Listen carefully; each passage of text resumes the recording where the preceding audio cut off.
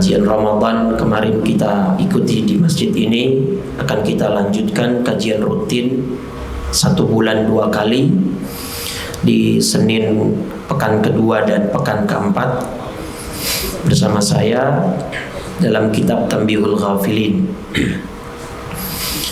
Insyaallah siang ini kita akan membahas tentang tema hasad atau iri, dengki, yang merupakan dosa pertama yang dilakukan di langit maupun di bumi. Bismillahirrahmanirrahim. Definisi hasad, pertama kita akan membahas apa itu hasad. Ada 2 kitab yang saya gunakan. Pertama ada Tashil li Ta'wil Tanzil dan Majmu' al-Fatawa.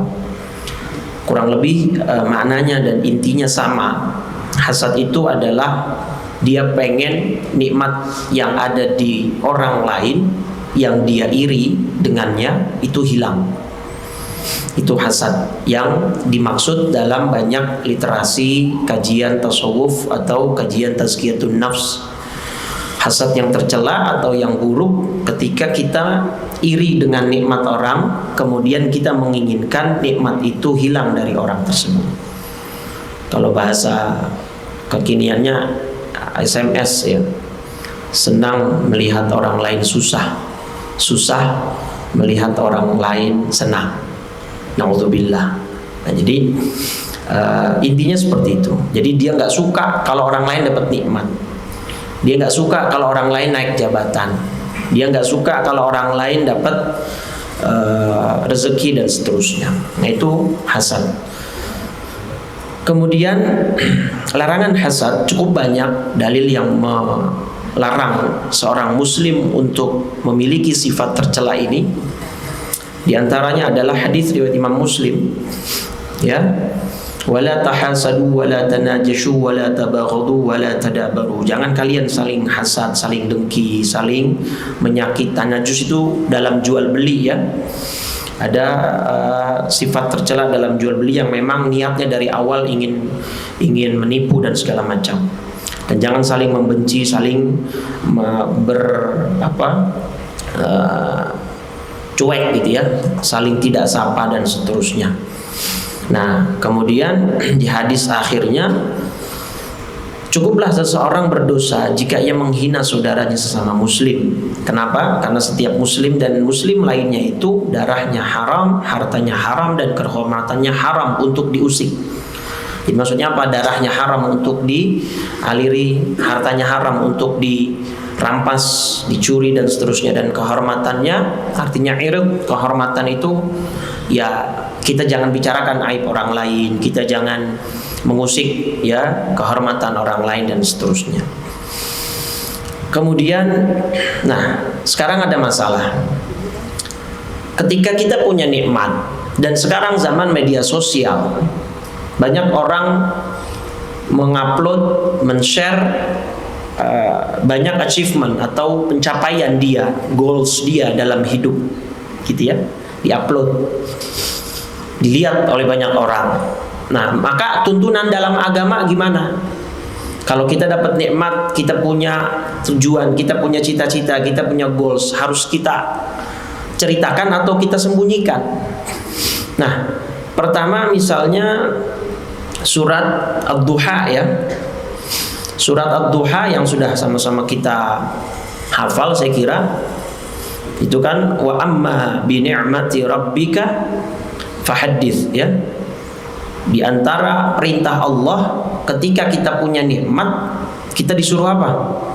Fahaddits. Nyatakan ya. Fahaddits di sini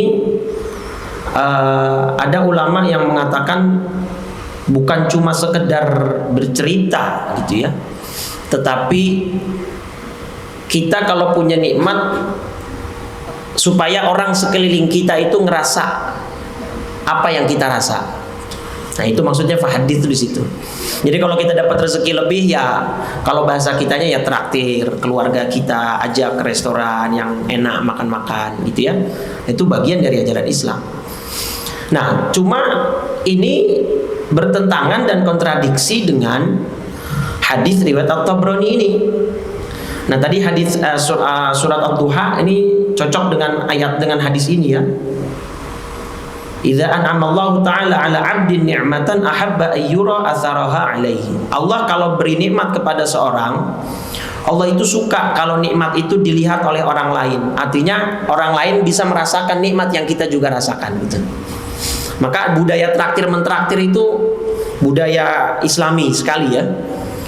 Tambah ada hadis di antara 4 amalan yang menyebabkan orang masuk surga kan it'amut ta'am, afsus salam, wa at'imut ta'am, wasilul arham, wa sallu bil laili wan nasu niyam, tadkhulul jannata bis salam. Tebarkan salam, beri makan, sholat malam saat orang lain terlelap tidur, silaturahim, maka kau akan masuk ke dalam surganya Allah. Nah, tetapi ini terlihat kontradiktif nih dengan hadis di bawahnya. Dalam hadis Tabrani, dan hadis ini sahih ya, Nabi mengatakan ista'inu ala injahil hawaij bil kitman. Sukseskanlah ya cita-citamu, keinginanmu dengan cara menyembunyikan hajat tersebut dari orang lain. Kenapa? Fa inna kulladzi ni'matin mahsud. Karena setiap nikmat yang kita punya pasti ada yang iri, itu pasti. Syi'ta am abaita, suka atau enggak, orang dekat maupun orang jauh. Kalau kita punya pencapaian tertentu, entah masalah jabatan, harta, keluarga dan segala macam, mesti ada yang iri dengan kita. Tapi kan nggak diungkapkan, kita nggak tahu. Nah terus gimana cara menggabungkannya? Nah ditambah ada surat Yusuf, ya kan? Jadi hadis yang pertama ini kaitannya dengan surat Duha tadi, bahwa kalau kita punya nikmat ditampakkan. Tapi hadis At-Tabrani ini sesuai dengan surat Yusuf ayat 5. Ya, yang bahwa Nabi Yusuf mimpi itu loh. Nabi Yusuf mimpi 11 bintang ya dan bulan itu bersujud kepada Nabi Allah Yusuf alaihissalam. Nah, tapi kata abahnya ketika cerita ini dimimpikan kepada abahnya Nabi Yakub alaihissalam, apa kata abahnya?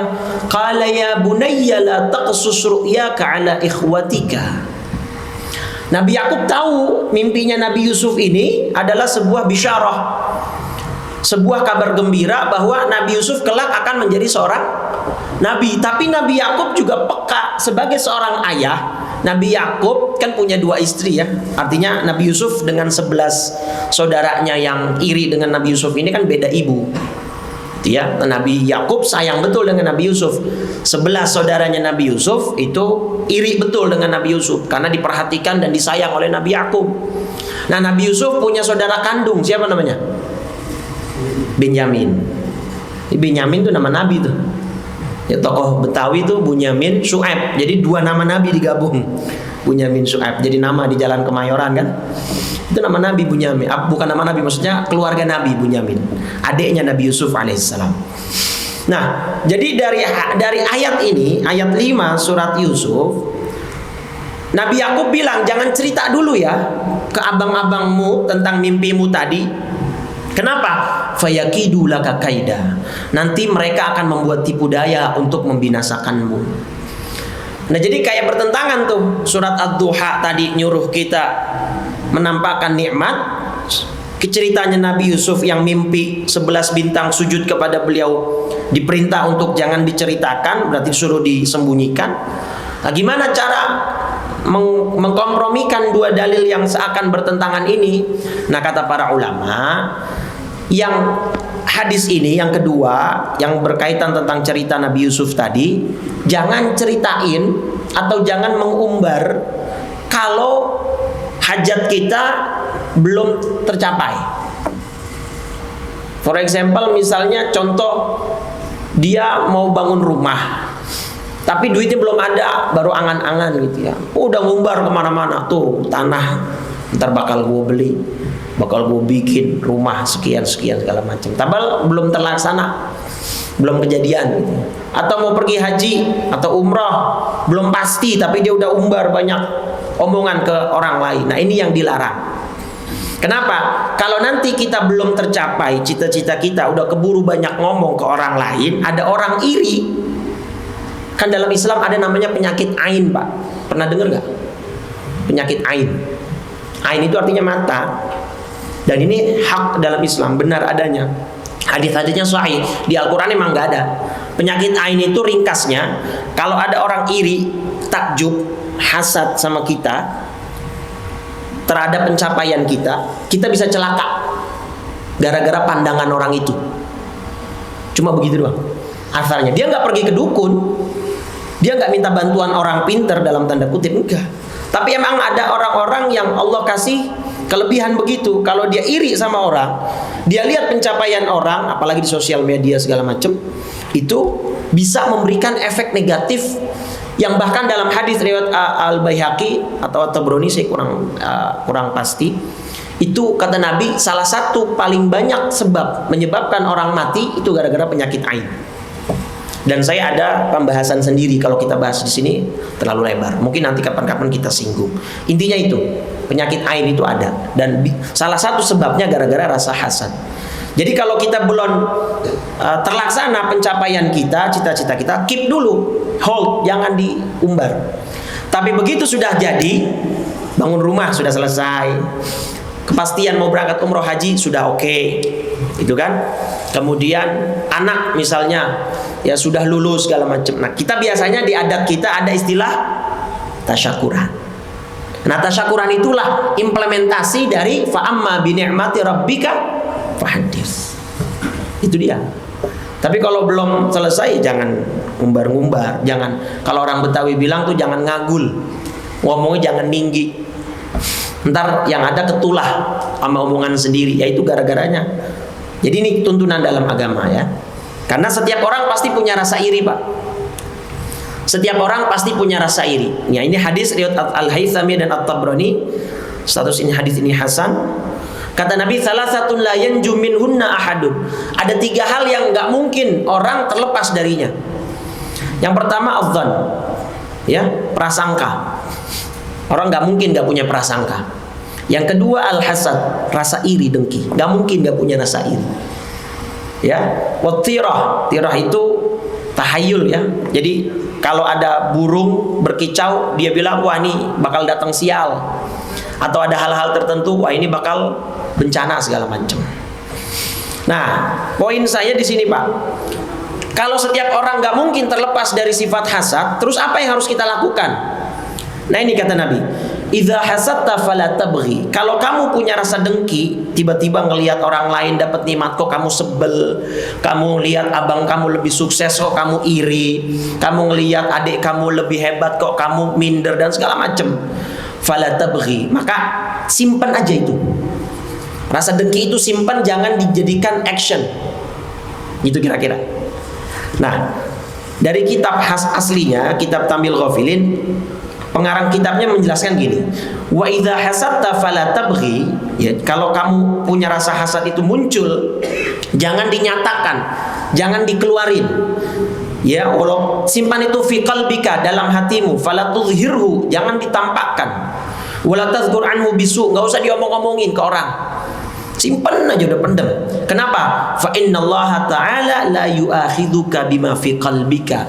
Karena selama rasa hasad itu masih cuma di dalam hati, kamu enggak ungkapkan dengan ucapan-ucapan buruk dan sumpah serapah segala macam, insya Allah Allah tidak memintai pertanggungjawaban atas hal yang demikian. Karena itu manusiawi. Kita pengen seperti orang itu manusiawi. Nah, ketika iri sudah menjalar atau sudah mulai muncul, nah udah, terus tahan.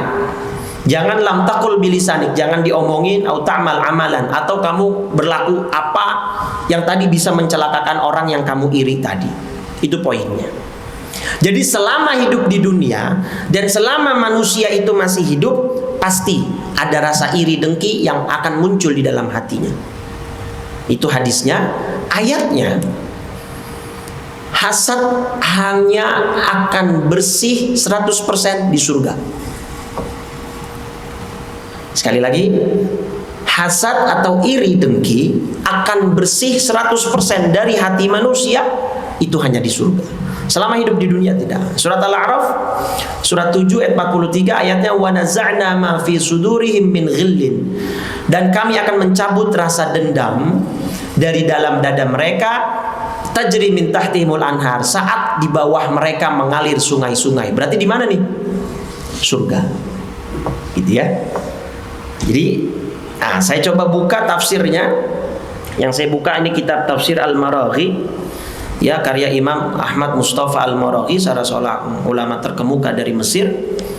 Nah, beliau ketika menafsirkan ayat tadi, ini dia, ya, wa naza'na ma fi sudurihim min ghillin tajri min tahtihim al-anhar, ay azhabna ma kana fi qulubi haula'il ladzina dzukirat sifatuhum min hiqdin wa dhughnin, bahwa nanti di surga akan kami hilangkan 100% dari dalam hati manusia rasa iri, rasa dengki, ya, rasa hasad, ingin orang lain celaka dan seterusnya, mimma yakunu adatan fid dunya, yang mana sifat-sifat itu merupakan karakteristik dunia.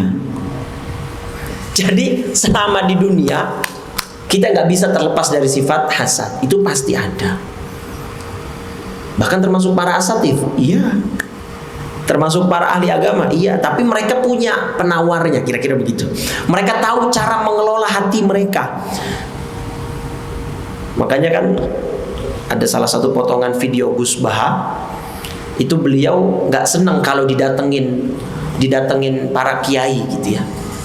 Apa kata beliau? Soalnya saya kalau didatengin para kiai, dalam tanda kutip kalau bahasa Jawa kan sowan ya, saya repot nata hati saya sendiri. Kalau saya didatengin para kiai, saya takut saya menganggap diri saya lebih mulia dari mereka. Kan saya perlu nata hati saya nih berarti. Saya mendingan gak didatengin orang deh, udah gak usah. Mendingan saya yang datang gitu. Karena nata hati itu sulit. Itu sekelas beliau gitu ya. Nah, termasuk hasad, iri, dengki gitu ya. Nah, maka cara bagaimana kita mengelola hati itu penting. Baik. Nah, jadi kita tidak mungkin tidak mungkin menghilangkan sifat hasad selama kita hidup di dunia. Nanti di surga baru hilang. Cuma apa yang bisa kita lakukan ketika itu muncul, tahan. Jangan dikeluarkan. Jangan dikeluarkan dalam bentuk ucapan atau tindakan. Simpan saja. Nah, itu hasad yang iri, hasad yang tercela. Ada hasad yang diperbolehkan. Ada sintain. Yang pertama, orang diberikan harta oleh Allah, kemudian dia infak. Yang kedua, orang diberikan ilmu, diberikan Al-Quran, kemudian dia baca siang dan malam. Intinya, iri, dengki ketika sudut pandangnya adalah kita ingin melakukan hal yang sama dengan dia, itu diperbolehkan. Jadi hasad yang tidak diperbolehkan itu iri, dengki yang kita ingin nikmat seperti dia dan kita ingin nikmat dia hilang. Beli mobil baru lagi aja tetangga tuh, mudah-mudahan kecelakaan tuh mobilnya. Wah, udah pusing aja udah ngelihat tetangga mobil baru, dia yang pasang koyok, palanya kanan kiri. Apa hubungannya kan? Tapi ada orang-orang yang punya, udah panas aja tuh. Wah, papa itu tetangga baru beli mobil baru, itu udah panas hatinya, iri dan segala macam. Nah, tapi kalau iri untuk melihat sudut pandang kebaikannya boleh. Di hadis lain kan, sahabat-sahabat yang ekonominya kurang itu ya, curhat ke Nabi, ya Rasul, qad dhahaba ahlud duthuri bil ujur. Ya Rasul, kok enggak fair ya? Kami melihat orang-orang sahabat-sahabat kami yang kaya itu pahalanya lebih banyak. Loh kok bisa? Yusalluna kama nusalli. Mereka sholat, kami sholat. Yasumuna kama nasum. Mereka puasa, kita juga bisa puasa. Tapi ada hal yang gak bisa kami lakukan. Yatasaddaquna bifuduli amwalihim. Mereka bisa sedekah pakai sebagian harta mereka, kami gak bisa. Jadi sahabat yang miskin ini iri, bukan karena iri kekayaannya, tapi iri karena mereka bisa sedekah dengan kekayaan yang mereka punya. Nah, ini boleh kalau begitu. Nah, jadi kalau nanti hasadnya begitu akan menimbulkan fastabiqul khairat itu. Kalau kita irinya ke arah sana, kok bisa ya dia sedekah? Nah, irinya ke arah sana boleh. Nah, selama irinya seperti itu dipersilahkan, karena untuk memacu kita dalam beribadah. Nah, kenapa dikatakan hasad itu dosa pertama di langit dan di bumi? Di langit pertama, maksudnya dosa pertama di langit adalah hasad. Selama ini kita tahu dosa iblis itu takabur ya, sombong. Tapi ternyata sudut pandang pengarang kitab, sifat takabur iblis yang dia nyatakan dengan kalimat ini, ana khairun minhu. Kata iblis, ya Allah, saya itu lebih baik dari Adam. Khalaqtani min nar, kau ciptakan saya dari api, sedangkan Adam dari. Nah, sifat takaburnya iblis ini, sudut pandang pengarang kitab, justru timbul dari rasa iri. Iri kenapa? Ini dia ayat awalnya nih, awal ayatnya. Ma mana'aka alla tasjuda idh amartu. Iblis iri, dia yang lebih senior, dia yang lebih pinter, dia yang lebih alim, tapi kok yang dapat penghormatan justru Nabi Adam, yang anak baru, gitu kan, yang belum punya ilmu apa-apa. Makanya kan nanti di ayatnya wa'allama adamal asma'a kullaha. Iblis sudah lebih pinter, udah lebih cerdas, jadi iri tuh. Dari rasa iri inilah kemudian muncul sifat takabur yang mengatakan aku lebih baik. Kenapa jadi Adam yang dikasih penghormatan sujud, kenapa enggak aku, gitu loh. Jadi iblis dosa pertamanya justru hasad, iri kepada Nabi Adam. Baru dari situ muncul sifat takaburnya. Nah, itulah kenapa kata pengarang kitab Tamil Ghafilin ini, hasad adalah dosa pertama yang dilakukan di langit plus dosa pertama yang dilakukan di bumi, di dunia. Kapan? Saat Qabil membunuh saudara sekandungnya Habil. Ya, dengan segenap perdebatan yang ada di belakang kisah ini, intinya Qabil tidak terima atas perlakuan Allah kepada Habil adiknya. Jadi hasad itu iri.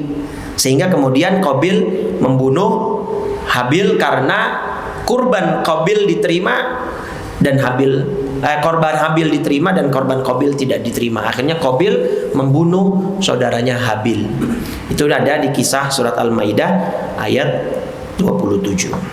Nah, jadi itulah sekelumit atau sekilas ya tentang hasad atau iri dengki. Mudah-mudahan ada pelajaran yang bisa kita ambil. Kesimpulannya adalah ketika kita memiliki sifat iri atau dengki yang muncul di hati kita terhadap orang lain, simpan, jangan biarkan itu berkembang. Ya, kemudian cepat-cepat kita beristighfar, mohon ampun kepada Allah Subhanahu wa taala. Yang kedua, ketika kita mendapat nikmat, ya sudah tercapai, sudah terjadi, maka berbagilah kepada sesama sekitar kita untuk mengamalkan ayat wa amma bi ni'mati rabbika fahaddits tadi. Namun ketika belum tercapai, simpan dulu, jangan banyak diberitakan oleh orang lain, karena boleh jadi nanti cita-cita kita atau hajat kita bisa gagal karena iri dan hasad dari orang lain yang kita tidak ketahui. Ditambah tadi ada penyakit ain di dalam Islam yang sangat potensi menimpa setiap dari kita. Bahkan sahabat Nabi ada yang tertimpa sampai tidak bisa bangun dari kamarnya, dari kasurnya, bernama Robi'ah. Itu ada di dalam Musnad Imam Ahmad. Jadi Robi'ah dipuji oleh sahabat yang lain sampai akhirnya terbujur kaku di kasurnya. Nah, itu ada di dalam pembahasan tentang tema ain yang mudah-mudahan nanti kapan-kapan bisa kita bahas dan kita sampaikan. Baik, ini yang bisa saya sampaikan ya. Mudah-mudahan di pertemuan pertama ini ya menjadikan kita tambah terus untuk semangat menuntut ilmu, mendengar kajian. Ya, dengan saya insya Allah di pekan kedua dan pekan keempat setiap Senin. Nanti di Senin pertama dan Senin ketiga juga ada pengisi materinya. Mudah-mudahan kita bisa terus istiqamah sepeninggal Ramadan kemarin. Ya, kita tambah bersemangat dalam melakukan segala macam aktivitas kebaikan kita. Amin ya rabbal alamin. Kita tutup dengan 3 kali kalimat tauhid. Mudah-mudahan kalimat ini mudah kita ucapkan saat kita nanti sakratul maut dan kita semua wafat dalam keadaan husnul khatimah.